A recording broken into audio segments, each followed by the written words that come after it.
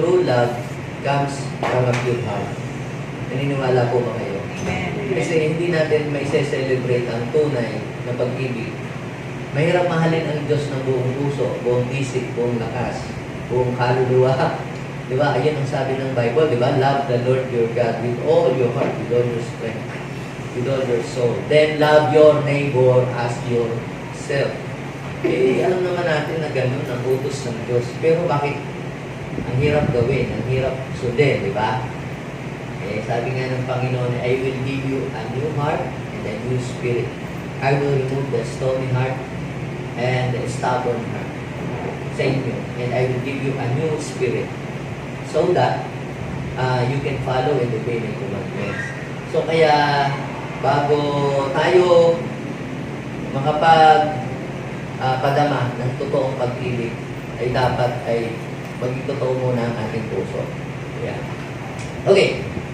So, ngayon pong umagang ito, ang pag-uusapan po naman natin na mensahe ay about dealing the issues of the heart.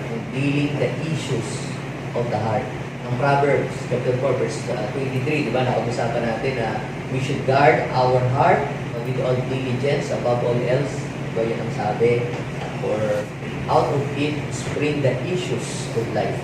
So, ang issue sa buhay ng isang tao ang nag-uumpisa sa kanyang heart, sa kanyang puso. Now, bakit ba nagkakaroon ng bigang ay hindi maganda at hindi maayos? O nagkakaroon ng problemang pangloob o pangdamdamin ang isang tao? Bakit ba nagkakaroon ng problemang pangdamdamin ang isang tao? Emotional problem, kalimitan. Depende po yan sa kung paano siya lumaki, saan siya lumaki, at sino ang nagpalaki sa kanya. At aside from that, ano yung kanyang maging mga experiences habang siya ay lumalaki. Nakaka-apekto po yan sa condition ng heart ng isang tao. Kaya kapag halimbawa ay mayroong nagbubuntis, tapos laging sinisisi yung ikaw kasi kaya natanggal ako sa trabaho, natanggal ako sa pagiging model, pagiging artista, laging parang kinikurse mo na yung baby sa loob ng sinapupunan, yun ay na-absorb.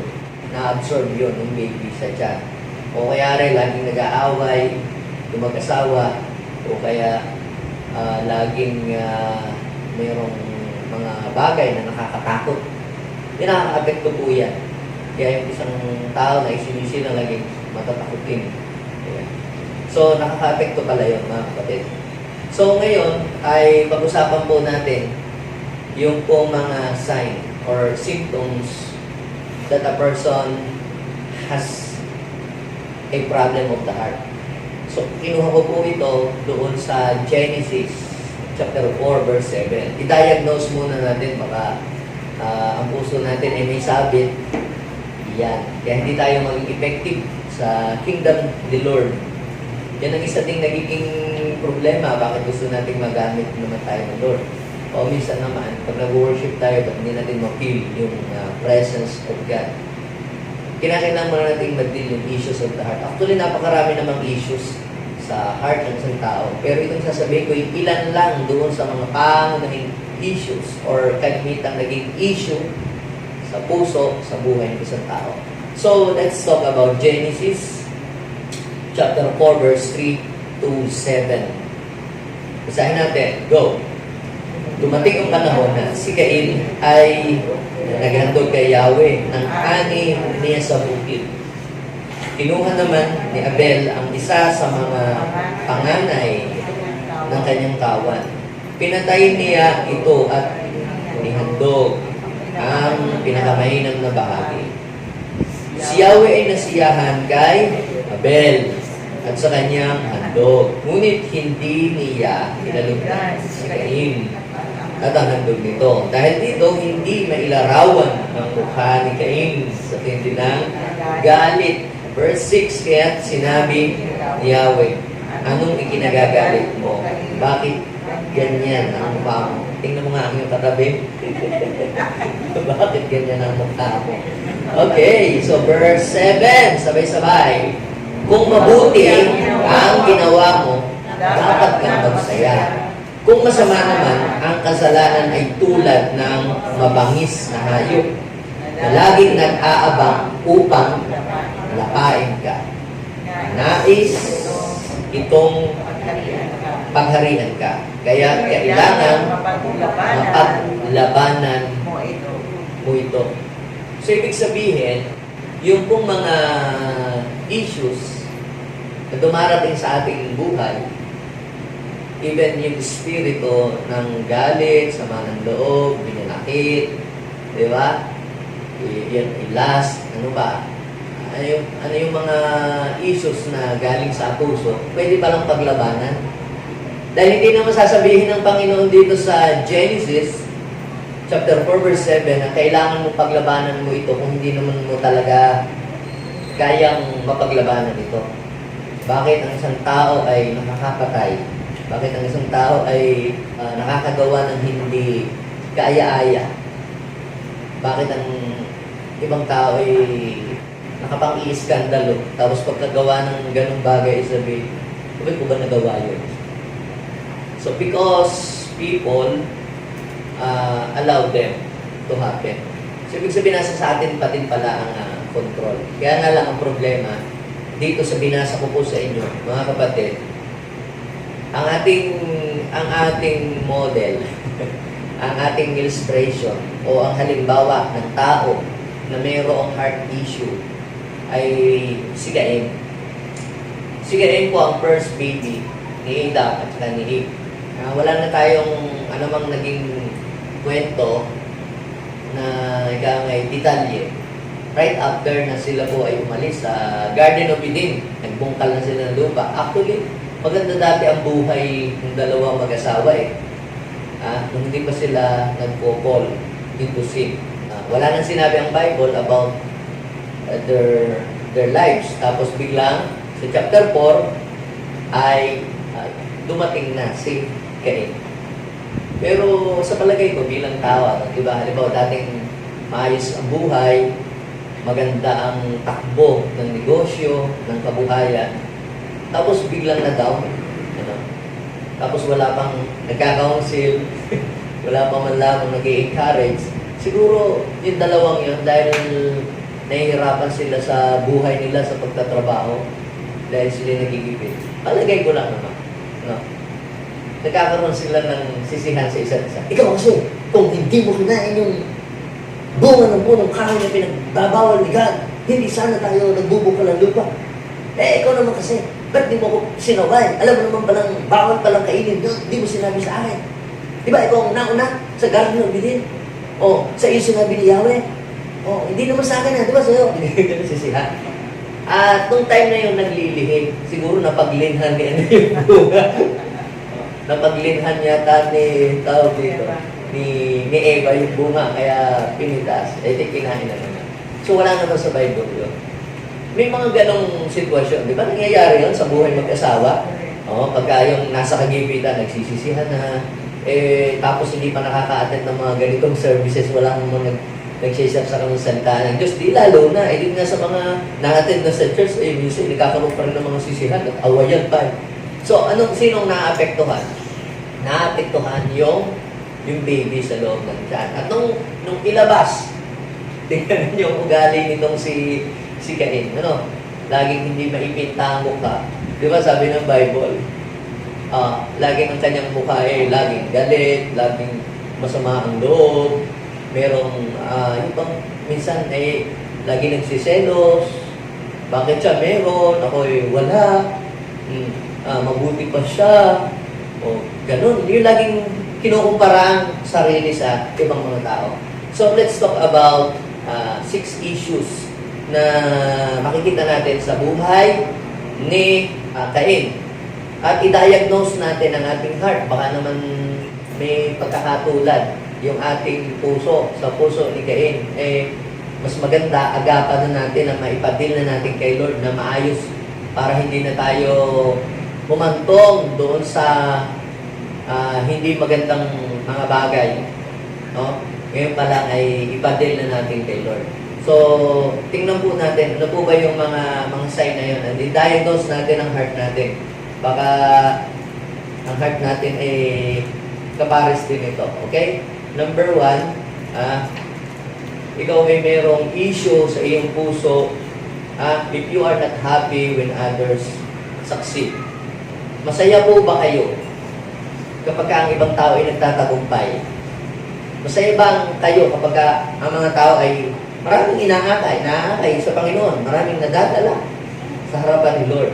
Masaya po ba kayo kapag ang ibang tao ay umaangat sa kanilang buhay, gumaganda ang takbo ng kanilang mga negosyo? Masaya po ba kayo kung kayo estudyante na yung inyong mga kaklase ay nagtatap sa klase? Masaya kayo ba kapag yung mga kaibigan nyo nakakabili ng sasakyan? Masaya ba kayo kapag sa mga kamag-anak nyo may nakakapagtapos ng pag-aaral? Kapag hindi ka masaya, kapag ang iba ay nagtatagumpay, you have a heart problem.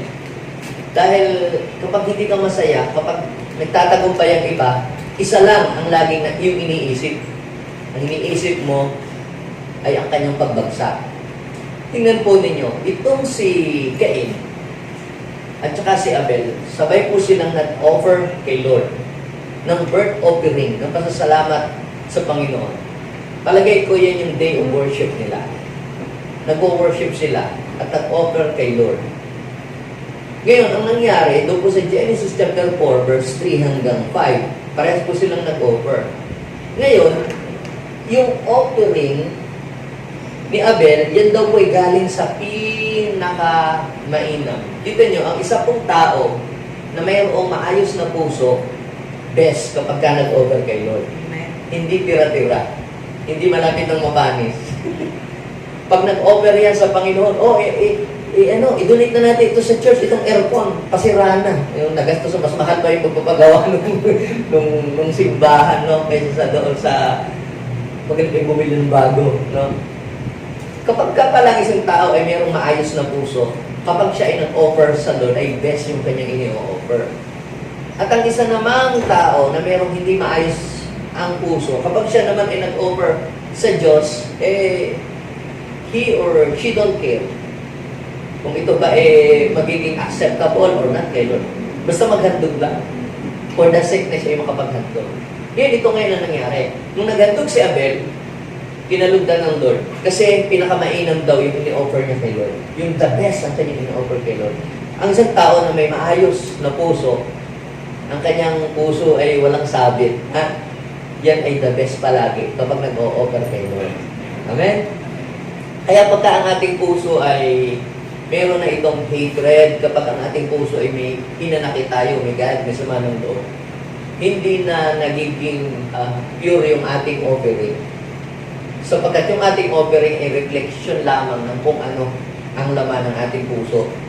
Kaya, pansinin ninyo, nung mag-offer daw po si Abel, pero nung mag-offer si Cain, ay hindi naman natuwa ang Panginoon. Ang tanong ay bakit? Dahil ayaw ba ng Lord ng mga grain offering? Ayaw ba ng Lord ng mga offering na galing sa mga bunga ng punong kahoy? Dahil nakalagay din po sa Book of Leviticus na pwede ka rin mag-offer kay Lord ng mga grain.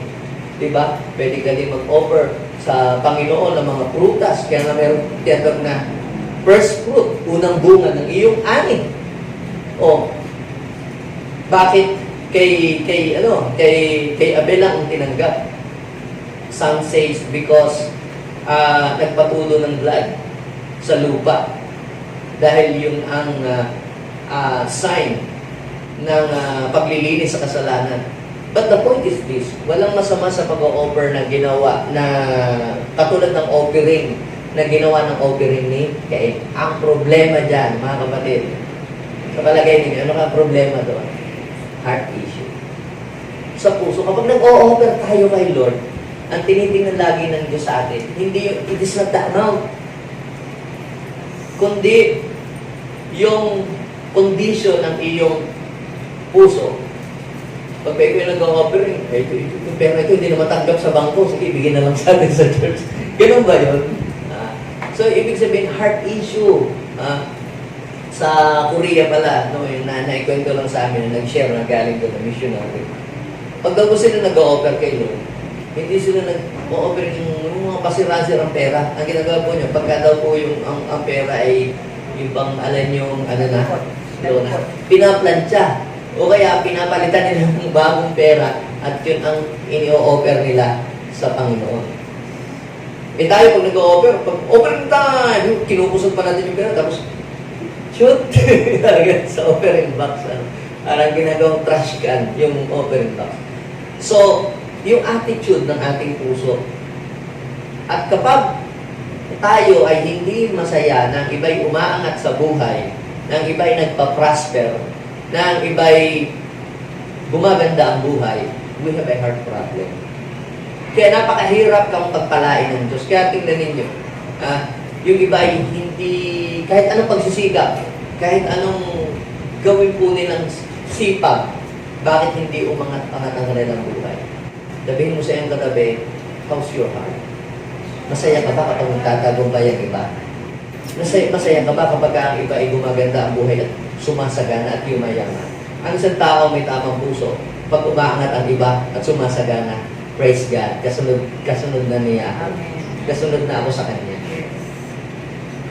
Yung iba naman, hindi ay sabi, utang naman niya. Yun naman yung nangupit. Pagka nakakita ka ng mga masasagana ang buhay, lagi-isip, siguro nagtutulak yan.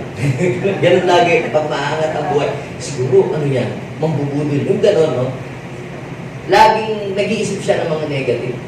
Ganyan po, ang puso, meron si Cain. Nung nag-offer kay Lord, di ba dapat maging masaya siya? Hindi man nakapasok yung kanyang handog. At least sa pamilya niya may isang nakapasok na handog at yun ay ang handog ni Abel. At least sa pamilya natin, meron pa rin in-accept si Lord. Damay ka na rin doon. Maging masaya ka kapag sa kapamilya mo may umaangat. Sa mga kapatid mo, merong nagpa-prosper.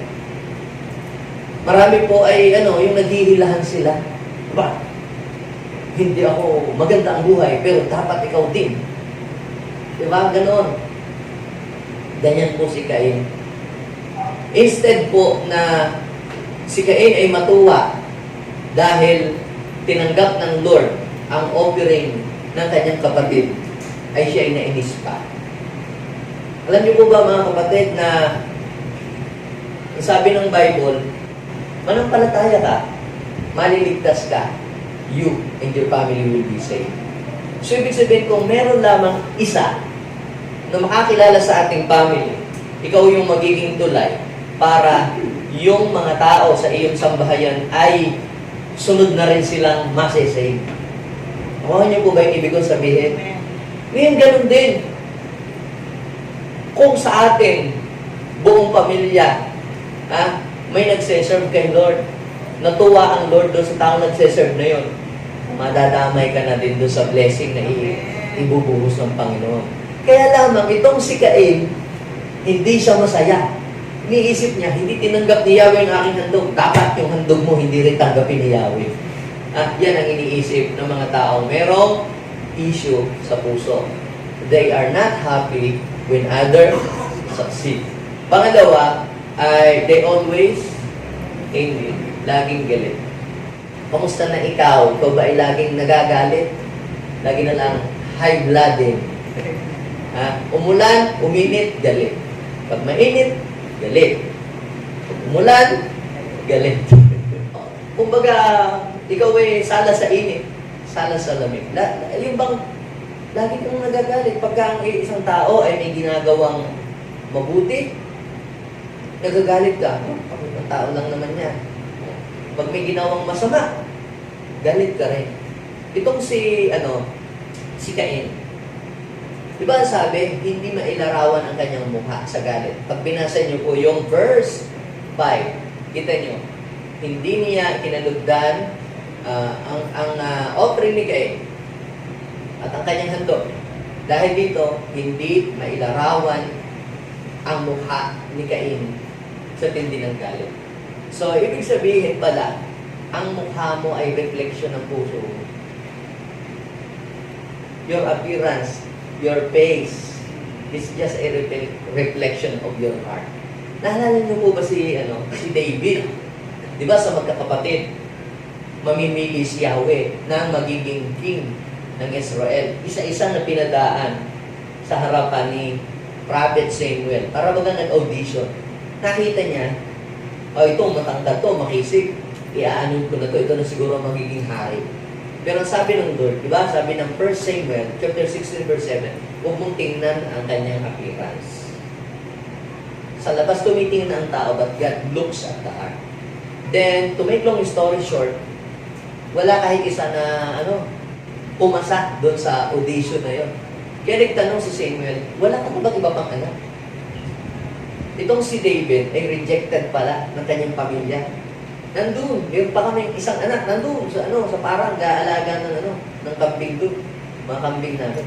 Kaya sabi, ipatawag mo at hindi natin sisimulan ng paghanto kung hindi dumadating.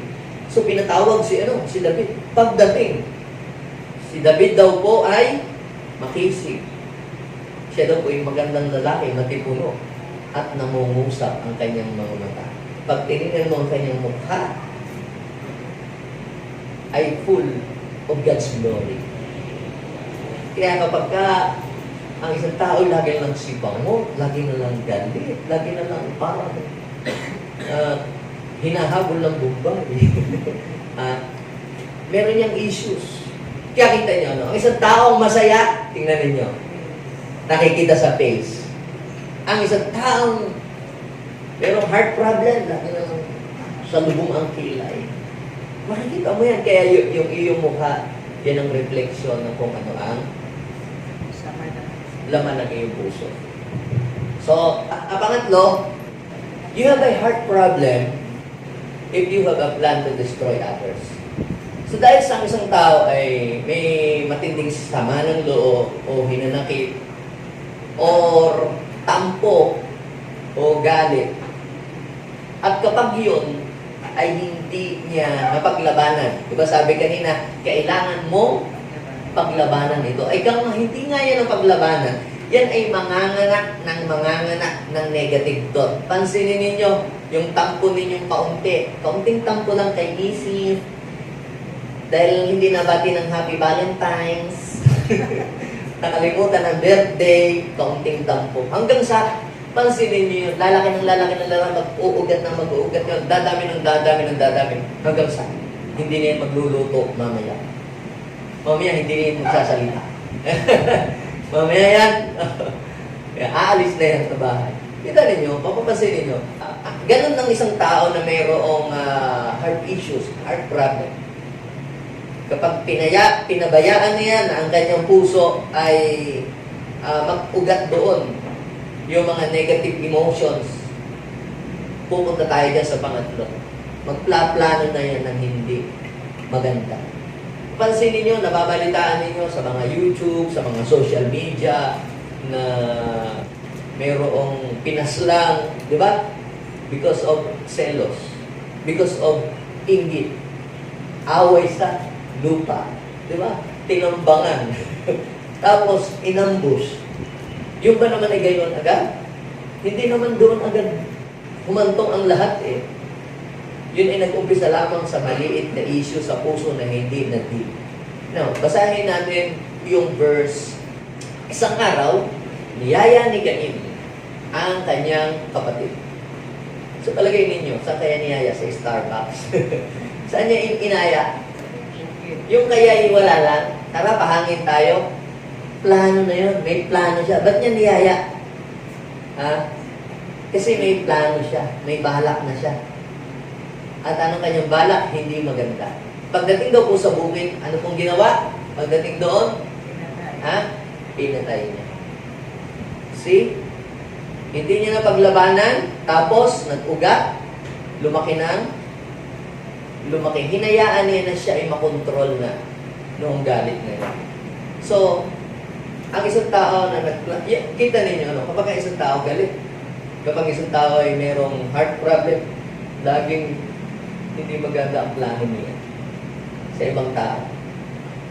Pabagsakin ang negosyo nung nandun sa kabilang kanto na ginaya yung ganyang negosyo. Ganun palagi. Laging hindi maganda ang kanyang plano para sa iba. Okay? Ano ba? Pang-apat, if you have a heart problem, kapag ikaw ay masakit kang magsalita, minsan, hindi ka magalang magsalita. Ay, may isang mga tao, hindi talagang ganito lang talaga ako. Ako lang naman talaga'y prangka. Pero pagka yung sinabi ko, yung nasabi ko na, okay na sa akin yun. Di ba? Basta ako, mahalaga, na-release ko na yung nasa sa damdamin ko. Oo, okay ka na. Kami namang mga tinamaan. Para kami nasabugan ng shotgun. Kami naman ang luray-luray ng puso. Oo, ikaw nga, nakapagpasabog ka naman ng puso mo. Pero kami mga tinamaan naman. Luray-luray naman kami. Gutay-gutay rin kami. Tingnan niyo ito. Tinanong ngayon ni Lord. Sino tinanong? Si Cain. Nasaan ang kapatid mo, si Abel? Sumagot siya. Sipin niyo to. Basahin niyo yung linya ng salita. Hindi ko alam. Hindi ko alam. Bakit? Ako ba'y tagapag-alaga ng aking kapatid? Sa palagay niyo, paano kaya nagsalita si Cain? I don't know. Why? Ganun kaya yun? O ganito? Mali ko! Di ko alam. Bakit ako ba'y tagapag-alaga ng aking kapatid? Kaya isang taong galit, ganun yung magsalita. Wala siyang pakialam sa mga lumalabas sa kanyang bibig. They don't care kung ang kanyang kausap ay matanda o bata or in authority. Wala siyang pakialam doon. Hindi niya tinitingnan kung sino ba yan. Kagalang-galang ba yung kausap ko or hindi. Taong kalye ba yun o kanto boy or whatever. Wala siyang pakialam sa kanyang mga sinasabi. Di ba po tayo, kahit pa paano, marunong tayo mahiya kapag kakausap natin, mga matatanda, nagre-respeto tayo. Yun nga mga lasing sa amin, kahit yung mga mahihingi, pag lasing, ako dadaan, Pastor, good evening po. Marunong rumespeto yung mga lasing. Pag nadaan ako doon, nag-good evening. Yung mga nagiinuman. Ito, walang po at opo. Hindi niya alam ang kausap niya. Sino kausap niya? Sino ho bang kausap dyan? Si Yahweh. Hindi man lamang nagpopo, hindi man lang gumagalang, si Yahweh ang kausap, si Yahweh ang nagtatanong. Anong sabi ng Lord sa kanya? Tinanong ni Yahweh si Cain, nasaan ang kapatid mo na si Abel? Ano ang sagot? Ang kanyang kausap ay parang nakalamoy kung sino lang ang kanyang kausap. Hindi man lamang gumamit ng magalang na salita. They don't care kung sino ang kaharap niya. Yung wala siyang pakialam kung sino ang kaharap. Marami mga tao ng gano'n. Wala siyang pakialam kung sino ang kanila pong kaharap. Hindi sila nagre-respeto. Yan po ibig sabihin ng mga yan ay meron silang heart issues. Okay? So, ang isa pa na makikita natin sa isang tao na merong heart issue ay you don't care for others. Wala kang pakialam. Maubusan siya ng pang-ulam, hindi ka nagtitira. Bahala siya sa buhay niya. Tanghali ka kasi gumising. Ubos kung ubos. Yung gano'n, wala pakialam. Ano ba yung yung pagkahalma, buffet? Yung mga ganyan, dapat iisipin mo yung mga nasa dulo pang pila. Ikaw na, nandun ako sa unahan, kinuha mo lahat ng ulam na hindi balundag ng pusa, tapos ulo na lang, yung mga nadudo sa dulo, ulo na lang, yung kanilang na nakuha, tinik. Ibig sabihin, ikaw ay selfish. Hindi mo iniisip yung nasa dulo, pwede ka namang bumalik ulit. Kawawa naman yung mga iba. Gutom pang layo ka ng pila. Ikaw naman, kinuha mo na lahat ng na pagkain. Eat all you can. Pagdating nila doon sa dulo, can na lang. Wala na yung eat kasi kinuha mo na lahat. Ito sabi niya, tingnan niyo yung Genesis, Genesis chapter 4 verse 9. Tinanong siya ni Yahweh. Anong sabi niya? Bakit? Ako ba'y tagapag-alaga ng aking kapatid? Sino dito yung panganay inuubusan lagi ng ulam ng kanyang mga kapatid? Di ba yung mga magulang natin, kapag magluluto yan ng manok, tatanda ko yung nanay namin, paa na lang yung kanya, tsaka yung liig. Sa amin ang pitso, at tsaka mga hita. Yung may mga kuyas at may mga ates, ganon sila. Ibang nagpapalama kasi iniisip nila yung ibang mga tao. Pero yung mga tao may heart issue, hindi niya iniisip yung iba. Iniisip lang niya sarili niya. Basta ako, okay ako. Basta ako, maganda ang aking kalagayan. Bahala kayo dyan. Ha? Basta ako, okay ako dito. Yung hindi niya iniisip, yung kalagayan, di ba? So, may heart issue yun. Then, ang pang-anim, you have a heart problem if your heart is far from God. Ang mga tao, mayroong problema sa puso, sila po ay malayo sa Diyos. Hindi ibig sabihin na isang tao ay laging present sa service, linggo-linggo, automatic na yung malapit na siya sa Diyos. Sinabi po sa Matthew chapter 15, verse 8 at saka 9. Nakita doon ng Lord na yung mga tao nagpupuri sila sa Diyos pero malayo ang kanilang puso sa Kanya. So, ibig sabihin mga kapatid, ang isang tao na may issues siya sa kanyang puso, yan ay malayo sa Diyos. Meron siyang backsliding heart. Yeah, they give honor with me, with their lips, but their heart is far from me. Malayo ang puso sa Diyos. Kumakanta ng, Lord, I give you my heart. Pero, nagsiselfone. Ibigay mo muna yung cellphone sa akin. So, ano pong makikita natin dito? Tingnan natin, ano nangyari kay Cain. Genesis chapter 4. Pansinin nyo, iniwan ni Cain si Yahweh at tumira siya sa lupain ng Nod sa lugar ng silangan ng Eden. Yung place na yan, malayo sa presence ng Lord. Yung place na yan, malayo kay Yahweh. Nasaan ba ang place na kung saan naandun ang presence ni Lord? Nasa Garden of Eden. So wala sila doon. Malis, di ba? Sadyang pinalis naman talaga sila doon. Pero, tingnan niyo, iniwan ni Cain si Yahweh. Ano ang ibig sabihin niya? Ano ang word niyan para sa atin? Kamusta na ikaw? Nasaan ka na ngayon? Ikaw ba ay kay Lord pa rin? O wala na kay Lord? Ang tanong. Ang isang tao na merong issue sa puso, malayo yan kay Lord. Pwedeng physically, siya ay present, nasa church. Pwedeng physically, yan ay umaawit. Meron pang mga pakatal, pero ang puso, malayo na kay Lord. So ano ang dapat natin gawin? Kumusta po tayo? Check po ba lahat? Perfect? Kasi po naka-perfect. Pakibilang, yung katabi. Exchange paper, magpalitan kayo ng papel at i-check ninyo.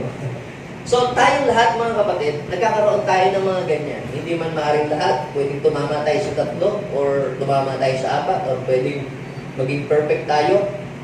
Pero, mga kapatid, huwag nating hayaan ang ating puso ay manatiling ganon hanggang sa tayo ay makontrol ng kaaway.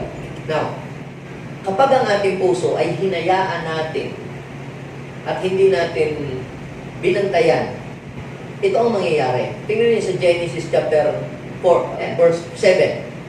Kung mabuti ang ginawa mo, dapat kang magsaya. Kung masama naman, ang kasalanan ay tulad ng mabangis na hayop na laging nag-aabang. Now, the devil is like a roaring lion. Nabasa niyo po ba yun? Sa 1 Peter chapter, I think 5 verse 9. Aali-aligid at naghahanap ng masisila. Sino ang target ng kaaway? Yung mga taong merong puso na hindi naayos. Yung galit, yung hinanakit, yung sama ng loob, all those things are spirit. Yung jealousy, lahat po yan ay espiritu na aali-aligid at pupunta yan doon sa isang tao para guluhin niya ang buhay ng isang tao. Yan ay spirit. Ngayon, kung ang iyong puso ay hindi mo inaayos, pinababayaan mo, ano mangyayari? Yung ganong spirit na meron si Cain, pwede rin niyang magkaroon ka din ng ganyan. Pwede sabihin, yun lang, simple lang yun. Look at King Saul. You know, the spirit of Cain ay nag-transfer kay King Saul. Si King Saul, mga kapatid, ano ba ang nangyari sa kanya? Kaparehas din po ng ginawa ni Cain. They have the same spirit. Alam niyo po ba na si Saul ay Ito, kapamilya niya. Leader pa niya. Pangunahin niyang tauhan sa kanyang kaharian.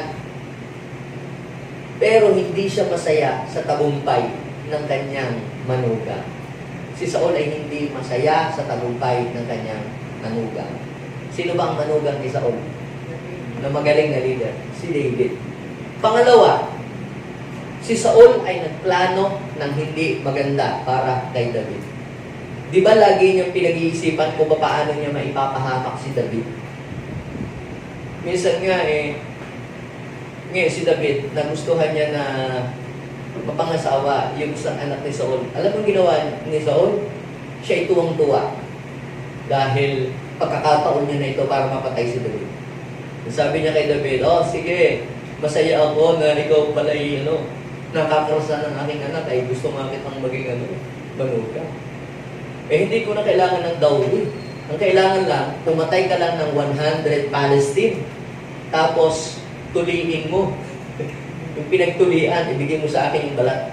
Yung pinagtulian. Ay, di tuwa-tuwa naman si David. At sa ganun ay magiging na pala siyang manugang ng hari. Kapamilya na din siya ng king. Sabi, ay hindi alam ni David na plano lang pala yun ni Saul para mapatay siya. Ay mabuti na lang sinamahan siya ng Lord. Hindi nagtagumpay si Saul sa kanyang plano. And aside from that, siya po ay laging galit. Napansin niyo po ba yun? Lagi siyang galit. Tuwing maririnig niya yung kantang libo-libo ang pinatay ni Saul kay David ay laksa-laksa. Biglang siya'y naiinis. Ayaw niyang mapakinggan yung kantang yun. Ayaw niya yung lyrics ng kanta. Ikaw ba'y gano'n? Pag may naririnig kang kanta, biglang umaasim ang iyong mukha. Timsong namin yun ni X. Kaya lang hindi naging kami. Pag nasibangot ang iyong mukha pag may naririnig kang song. Si Saul, gayon din. Pag narinig yung kantang libo-libo ang pinatay ni Saul kay David ay laksa-laksa. Kulang na lang siya lang gawin ng hari. Lagi po siyang nagagalit. At dahil siya laging nagagalit, anong nangyayari? Ang evil spirit ay sumasapi sa kanya. Hindi niya nababantayan yung kanyang puso, kaya anong nangyari? Pasok lagi ng pasok yung espiritu sa kanya. Yung spirit. Kaya yun nasabi, tingnan yun, Genesis chapter 4 verse 7, kung mabuti ang ginawa mo, mag-rejoice ka. Pero kung hindi, dapat bantayan mo yan. Kasi para yung mabangis na hayop na handang silahin ka, nag-aabang yan. Nais nitong pagharian ka. Huwag mo hayaan na pagharian ka ng gawa ng kaaway. Yung mabangis na hayop, yan ay kumakatawan sa gawa ng kaaway. Ang sabi ay, kaya't kailangan mong mapaglabanan ito. Kailangan mong mapaglabanan ito. So, ibig sabihin, mga kapatid, walang pagsubok na dumating sa atin na hindi natin kayang paglabanan. Naniniwala kayo? Bakit sinabi ng Lord yun? So, ibig sabihin pala, lahat ng pagsubok, lahat pala ng temptation, kaya natin paglabanan. Si Lord mismo ang may sabi doon. Kaya natin paglabanan. Kaya lang ang problema, pag hindi natin nababantayan ang ating puso, hindi natin mapaglalabanan ito. Are you with me? Now, ngayon mga kapatid, paano po natin maisasaayos ang ating puso? If we have a heart issues, how to fix our heart? Paano natin isasaayos? How to deal the issues of our heart? Tatlong importanteng bagay ang aking iiwan about this sa atin. Number 1, ito, admit that you have a heart problem. Kailangan mo siyang tanggapin sa iyong sarili. Kailangan tanggapin mo na meron kang problema. Ako, okay ako, pastor. Okay ako. Talaga. Hindi halata. Hindi obvious. Aminin natin, mga kapatid, na tayo ay hindi okay. Parang kayo po, pupunta po kayo sa doktor. Diba? Sasabihin nyo kung ano yung nararamdaman nyo, yung problema nyo. Kasi, idadiagnose niya kayo kung paano niya gagamutin ang inyong karamdaman. Ay kung inililihim mo, hindi mo sinasabi na may bisyo ka pala, nag-inom ka pala. So, paano nyo malalaman? Paano ma-deal yung iyong problema sa physical? Now, ganun din. Si Lord, ang maayos lamang ni Lord na puso ay yung mga tao ina-admit niya sa kanyang sarili na meron siyang problema sa kanyang heart. Aamin. Alam naman ni Lord alam naman ni Lord na tayo ay may problema because God looks at our heart. Ang gusto lang ng Panginoon ay magpakatotoo tayo. May patalastas nga ano sa TV na magpakatotoo ka, brother. Magpakatotoo ka, sister. Bakit? Kasi alam ng Diyos ang laman ng ating puso. Hinihintay lang ng Panginoon na sabihin mo ito sa Kanya. Kita niyo yung Jeremiah 17 verse 9. Look at this verse. Nasabi ng Panginoon, sino ang nakakaunawa sa puso at isip ng tao? Ito daw po ay mandaraya at walang katulad. Wala nang lunas ang kanyang kabulukan. So ito yung condition ng puso ng isang tao na makasalanan sa harapan ng Diyos. Ang tinutukoy ko po yung pusong hindi pa naayos. Yung pusong yan ay pusong hindi pa naayos. Okay? Puso mo ba yan? Nung hindi pa naayos.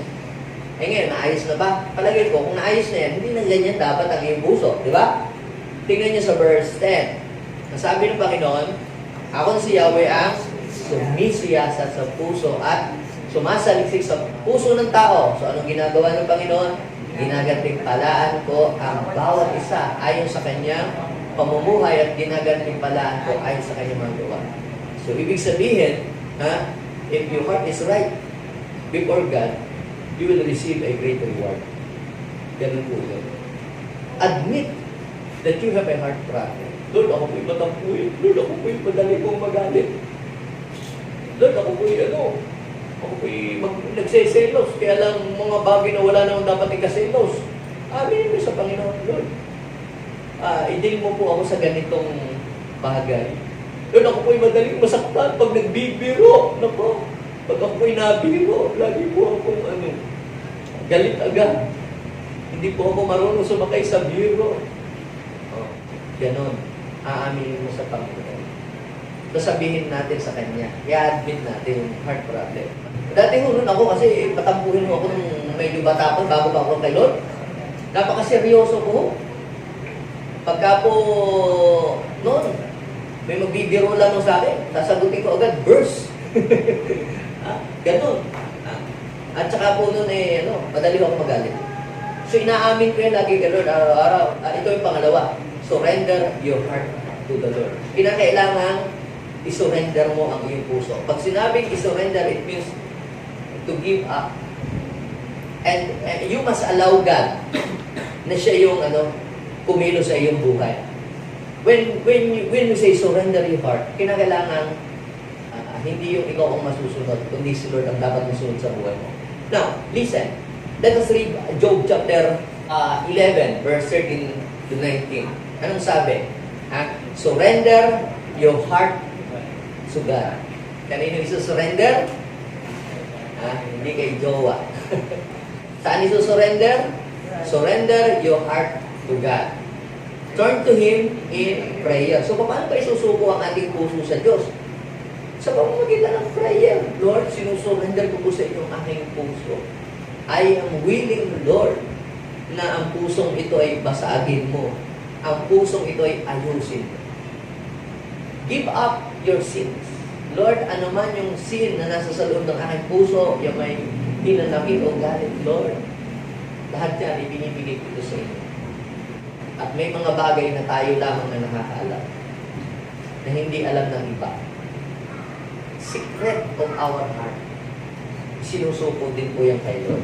And you know what happened to you kapag isinurrender mo kay Lord ang iyong puso? Kaya mga ibang mga tao naging mga masasakitin. Nagkakaroon sila ng mga kung ano-ano, cancer, heart. Yung pala, meron silang mga secret sin na hindi nila open up. Ano natin kay Lord, surrender natin kay Lord. Kasi bakit kay Lord natin i-surrender? Ang laman ng ating puso, hindi kay kumare, hindi kay kapitbahay. Kasi ikikismis ka lang doon kapag ipinor out mo ang laman ng iyong puso, mamaya nakatag ka na sa Facebook. Mamaya nandun na kayo sa tulpo, nagbabangaya. Hindi maayos, lalong magiging worse ang situation. pumasok ka sa iyong kwarto, pwedeng mamayang gabi, sabihin mo lahat kay Lord, walang tira, walang anumang naitatago sa iyong puso. Yan, aminin mo sa Kanya at pagkatapos nun, ang mangyayari, ito, sa verse 15. Then, verse 15 muna. Ano sabi? Then, you won't be ashamed. Di ba, ang mga ibang tao, yung ba parang nahihiya ka sa isang bagay? Nahihiya. Ang dulot pala sa atin ng heart problem ay shame. Okay? Then, you will be confident and fearless. Kita nyo, pag naayos na ang iyong puso, nagiging confident ka na at nawawala na sa iyo ang takot. Meron ka ng boldness to face against the enemy. You have a confidence to stand before God. Okay? You will have a boldness to stand before the enemy, and you will have a confidence to stand before God. Hindi ka na nahihiyang humarap kay Lord. Para kang si Joshua, no? Diba? Si Joshua, ina-accuse lagi ng enemy. Wala siyang boldness na i-defend sa kanyang sarili kasi nga, ang dumi-dumi niya sa harapan ng Panginoon. Pero kapag ka, ikaw ay nag-repent na, pinur out mo ng laman ng iyong puso, then magkakaroon ka ng confidence, mawawala yung shame sa'yo, at mawala rin yung fear. And right after that, sa verse 16, ano mangyayari? Kapag ka ipinur out mo, sinurrender mo kay Lord ang iyong puso, your troubles will go away like water beneath a bridge. Para daw yung mga problema mo, yung mga trouble mo, para ba yung baha dyan sa sa Paris River na mawawala lahat. Kita niyo po mga kapatid, ha? Kadalasan yung problema sa ating paligid, bakit hindi nawawala? Ang problema nun, because we have the issues in our heart. But the moment na mawala yung issue sa puso, automatic mawawala din yung problema mo sa paligid. Dati, lagi kang may nakakaaway, sa palengke, pati teller ng bangko, pati bumibili sa tindahan na nakakaaway mo. Di ba mga lahat na Kasi, kindi lang pala ang bibilihin. Gigisingin ka pa. Ang dali mo mainis. Pero mawawala lahat yun. Parang lahat. Maging kasundo mo yung mga tao. Then, ano pa ang mangyayari? Sa verse 17, and your darkest night will be brighter than the moon. Sabihin mo sa iyong katabi, kapag naayos pala ang problema ng puso natin, magliliwanag ang lahat sa iyong buhay. Parang lumiwanag. Kita niyo yung mga taong, merong maayos na puso. Tingnan niyo mga mukha nila. Parang ang liliwanag. May mga tao na bakit ganyan ang mukha na ang dilim-dilim? Because maybe he or she has a heart problem. Kaya tingin may mga tao pag tingin mo, ay parang ang liwaliwanag, ang aliwalas ng kanyang mukha. Ibig sabihin, okay yan. Ang heart niya na yan, okay. Pero pag isang tao, ang gloomy-gloomy, parang bigla siya nang tumanda, baka may problema yan sa heart. Okay? Then, ano ang kailangan gawin? Number 3. Allow God to circumcise your heart.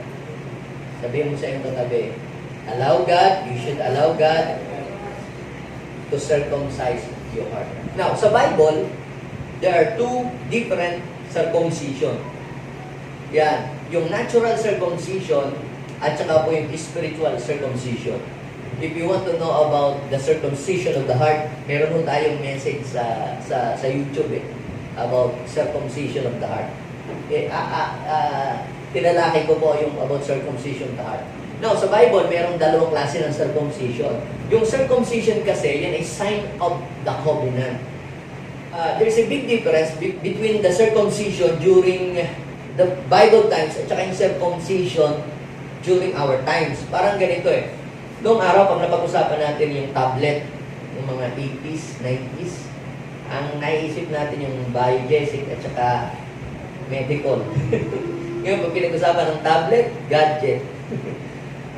Noon, araw, pag napag-usapan yung mouse, ang naiisip natin lagi yung daga na nasa ilalim ng kama at kinakain yung mga punda. Kaya tawag natin, ayaw natin tawagin daga, gusto natin tawagin bumabait. Para hindi sirain yung ating mga damit.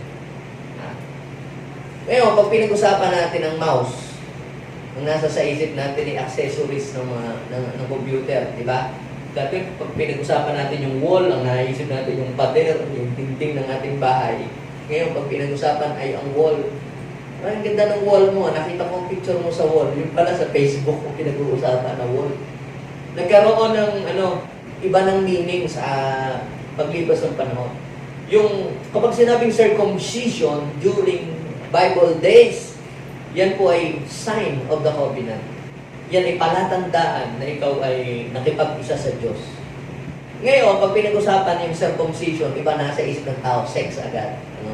Ngayon, may dalawang klase ng circumcision. Spiritual at saka yung natural and spiritual. Yung natural circumcision is a sign ng covenant.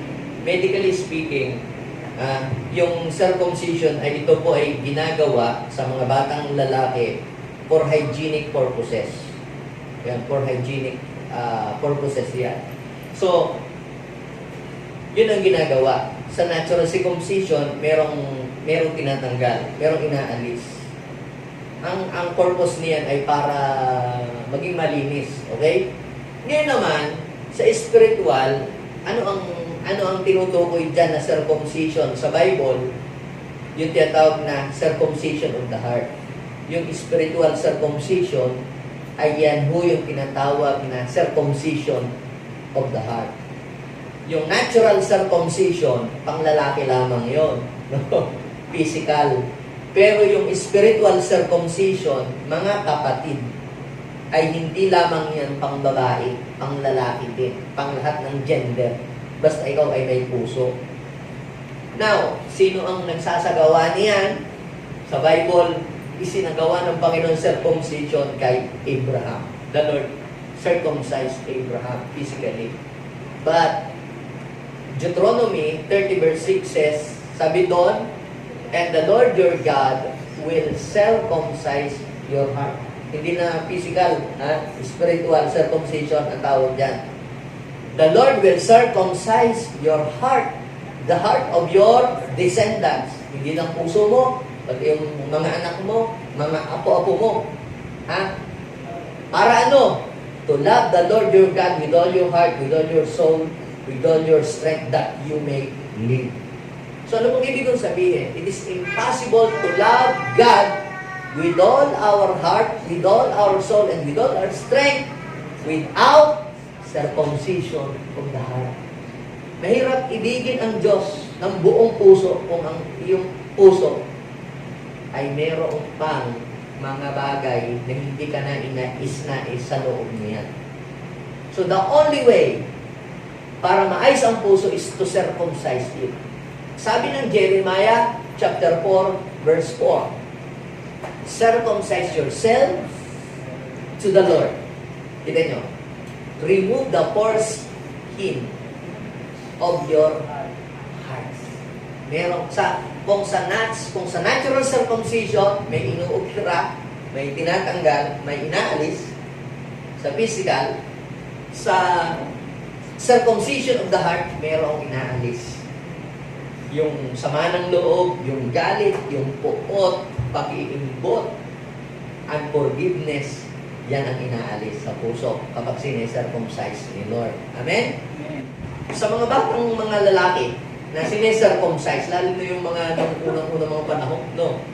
Yung sa mga ilog-ilog. Ganyan. Yung mga, natatakot. Ayaw mo patugay.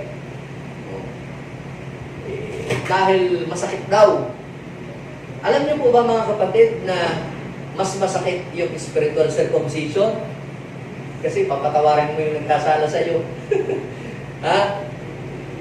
Iibigin mo yung taong nanakit sa iyo. And that is circumcision of the heart. Ipababago mo sa Diyos yung laman ng iyong puso. Makikipaghiwalay ka sa maling karelasyon. Circumcision of the heart. Masakit yun, di ba? Lalo na kung parehas kayong lalaki. Maling relasyon, parehas kayong babae.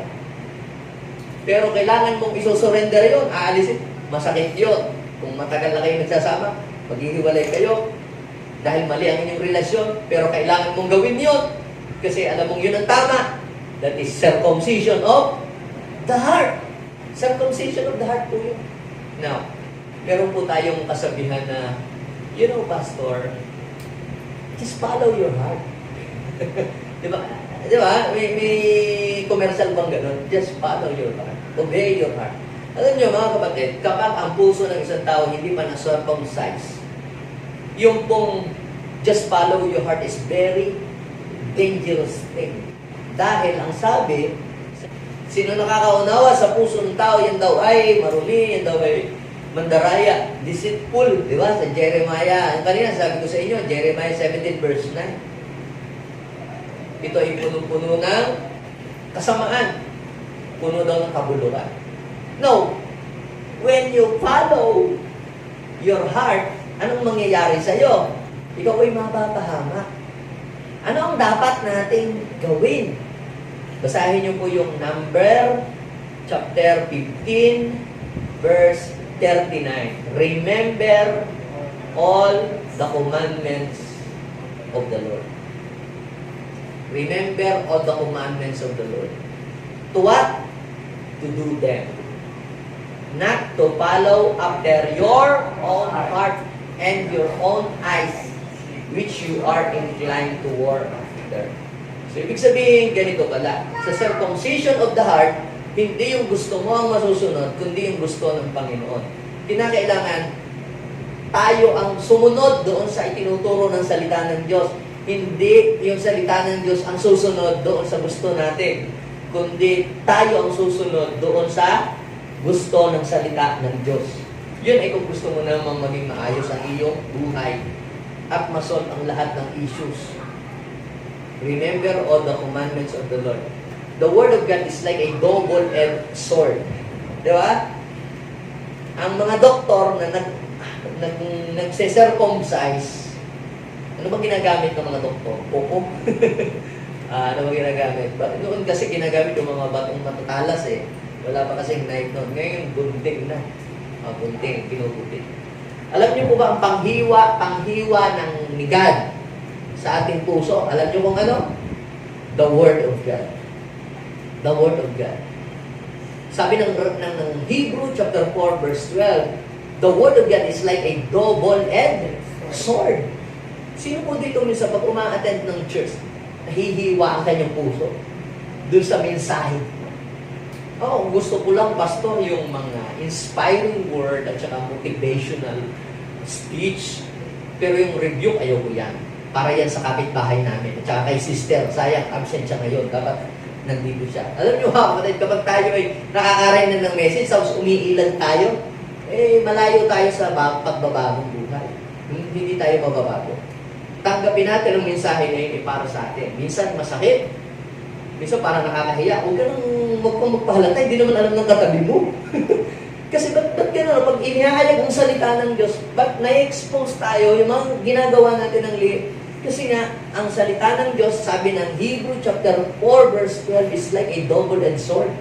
Nahayag yan. Pumapasok daw sa pinaghiwalayan ng kaluluwa at espiritu, ng utak sa buto. Lahat ng pinakamanipis na hibla ng laman ng ating isip, pasok ang salita ng Diyos doon. Now, the point is this. How you react. How you react and respond to the message of God. May dalawang uri ng tao na nagre-respond kapag tinatanggap nila ang mensahe ng Diyos sa kanilang buhay. Kapag naririnig nila ang mensahe ng Diyos. Alin ka kaya dito sa dalawang ito? Ikaw ba ay responsive or defensive? Parehas na Holy Spirit ang gumagalaw at nangungusap. Sa Book of Acts, there are two different group of people na tumatanggap ng salita ng Diyos. Yung mga taong reactive at saka yung mga taong responsive at saka yung mga taong defensive sila. Now, nung nag-preach si Stephen or si Esteban, itong preaching niya, itinuro niya po ang daan ng kaligtasan sa mga tao. Na-expose ang kanilang mga kasalanan. And you know what happened doon sa mga tao? When they hear these things, they were cut to the heart, and they gnashed their teeth at him. When they hear these things, ano yun? Yung preaching, yung nilatag ni Stephen, yung preaching niya, na narinig ng mga tao, ano nangyari sa mga listeners? They were cut to the heart. Paano sila nag-react? And they gnashed at him with their teeth. Mga nag-ibig ng pastor nila. Makaalis na nga sa chat na ito. Pinatatangan ako. Ganon. Ganon. Hindi nga ako mag-o-operate. Ganon.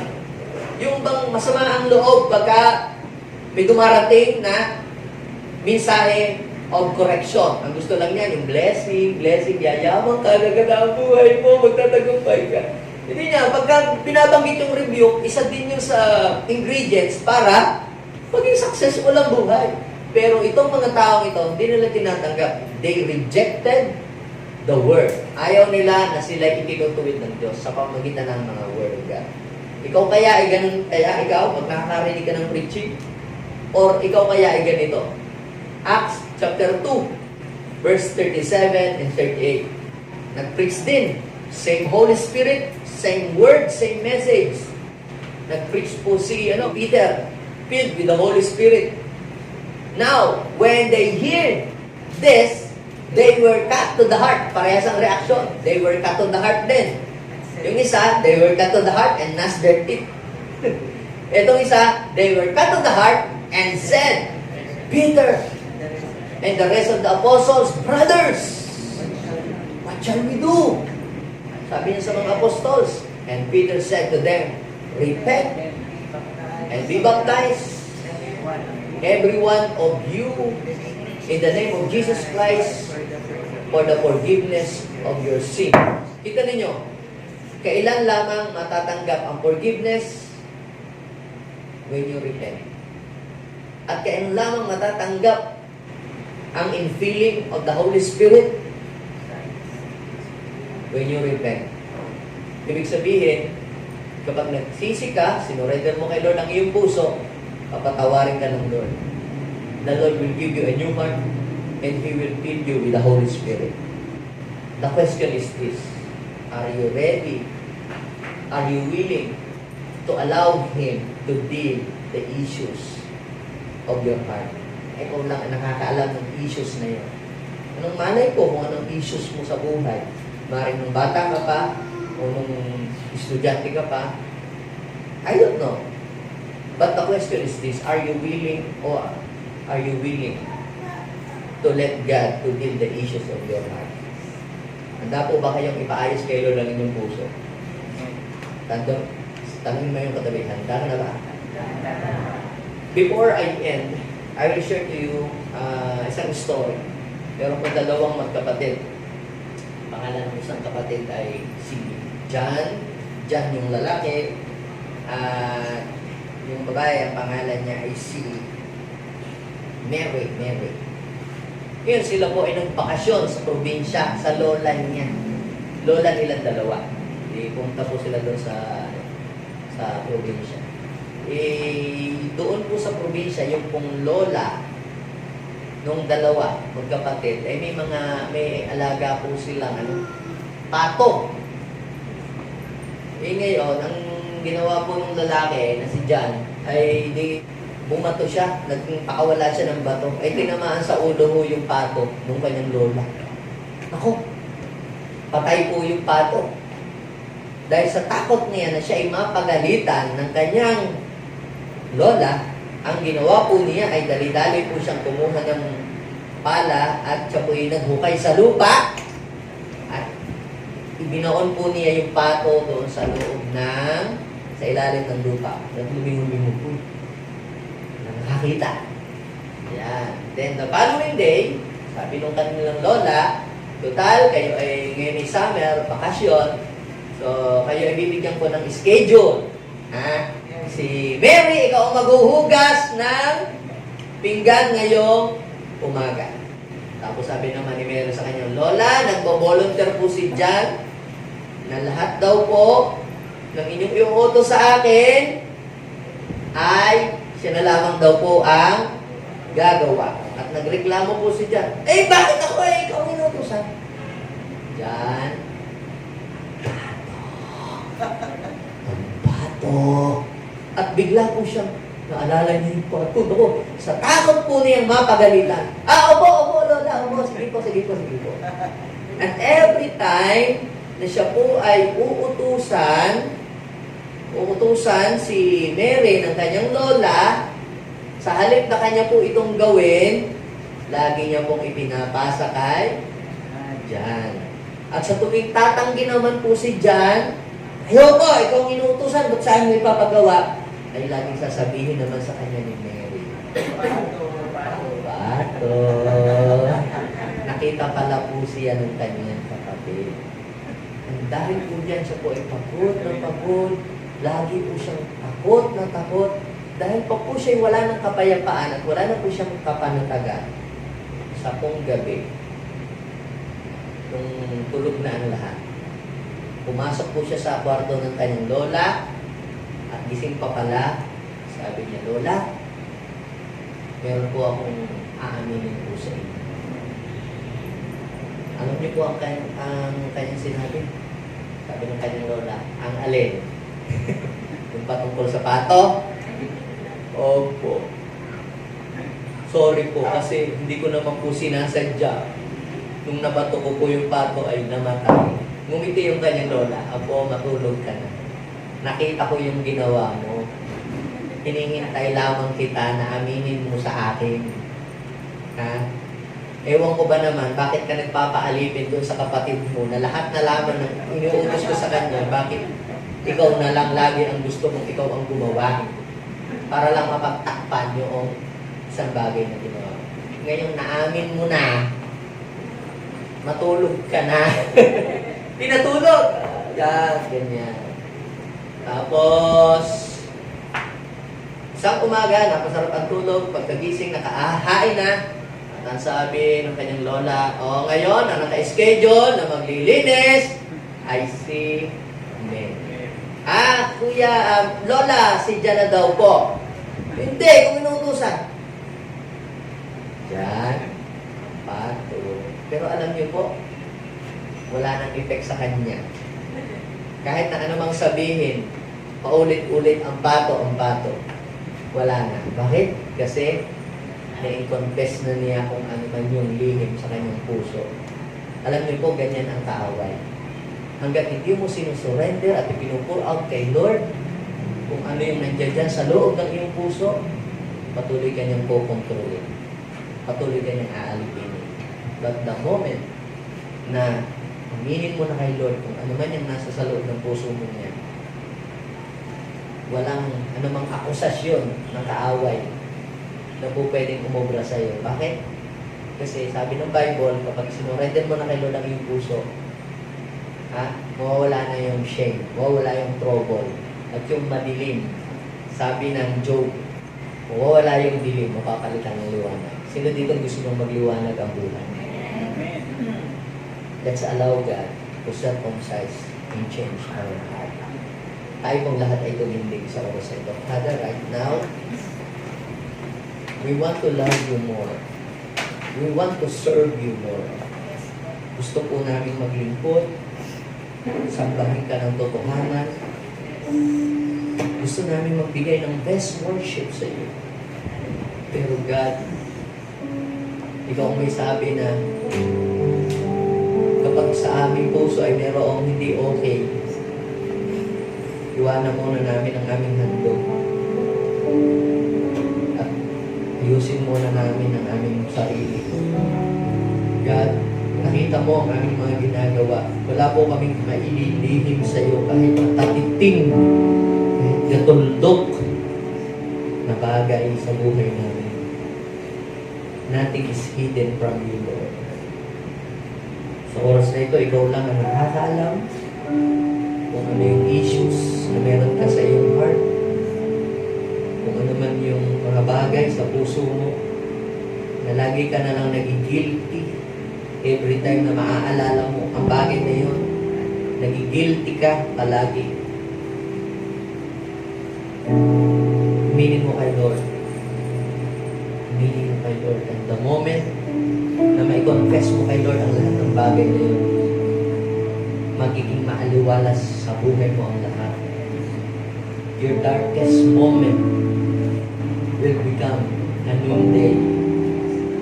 Yung lahat ng dilim sa iyong buhay ay mapapalitan ng liwanag. Magkakaroon ka ng boldness to stand against your enemy, and you will have a confidence to face before God in prayer. Yes, Lord. Thank you, Holy Spirit. Yes. Yes. Pusong dalisay ang aking nais. Yes, Lord. Hinay mo para sa akin. Sabihin natin ito kay Lord. Hilingin natin. Ang aking nais. Yes, Lord. Hinay mo, Diyos, para sa akin. Sabihin natin, isang pusong tapat. Isang pusong tapat na sa'yo'y nagmamahal. Isang pusong sa'yo'y walang alinlangan. Isang pusong sa'yo. Yes, Lord. Walang alinlangan. Isang pusong itinitibok na ika'y parang yes, Lord. Ang dugo'y pagpupuri sa'yo lamang. Isang pusong tapat. Yes, Lord. Isang pusong tapat na sa'yo'y nagmamahal. Yes, Lord. Isang pusong sa'yo'y walang alinlangan. Isang pusong itinitibok na ika'y parangalan. Hallelujah. Ang dugo'y yes, yes. Just lift your voice. For the last time, isang pusong tapat. Yes. Hallelujah. Isang pusong tapat na sa'yo'y nagmamahal. Yes, Lord. Isang pusong sa'yo'y walang alinlangan. Isang pusong itinitibok na ika'y parangalan. At ako'y mapupuri sa'yo lamang, Jesus. Sa manalangin, ilagay natin ang ating kamay sa ating puso at bigkasin natin ang panalangin ito. Sabihin natin, Panginoong Jesus, maraming salamat po dahil patuloy mo akong binibigyan ng pagkakataon na maitama at maisaayos ang aking puso. Panginoon, inaamin ko po ang lahat ng problema ng aking puso. Inaamin ko, Lord, minsan ako'y laging nagagalit. Minsan, Panginoon, nagkakaroon ako ng takot. Minsan, Lord, nagkakaroon ako ng pagdaramdam. Tatawarin niyo po ako. Linisin mo po ang aking puso. Itama niyo po ang pusong ito. At i-direct po ninyo ang pusong ito sa inyong kalooban. Tulungan po ninyo po na sundin ang inyong mga salita. Punuin mo ang aking puso ng iyong mga kapahayagan at ng iyong pag-ibig. Mula ngayon, Panginoon, ako'y lalakad na matagumpay at punong-puno ng pag-asa. Gawin mo akong blessing sa ibang tao. Maraming salamat po. In Jesus' name, Amen. Kung na lang magpe-pray, Lord, bless these people. Hayaan mo, Lord, na ngayong taong ito, lumakad kami, Panginoon, na walang anumang mga bagahe, walang anumang dala-dala sa aming journey. Ang taong ito, Lord, nalalakbayin namin ay magiging matagumpay kami sa trabaho, sa negosyo, sa pag-aaral, sa ministry, dahil magaan ang aming puso, dahil tinanggal mo ang lahat ng mga issue sa aming buhay. Maraming salamat. We will become fruitful and effective because we have a new heart. In Jesus' name, Amen and Amen.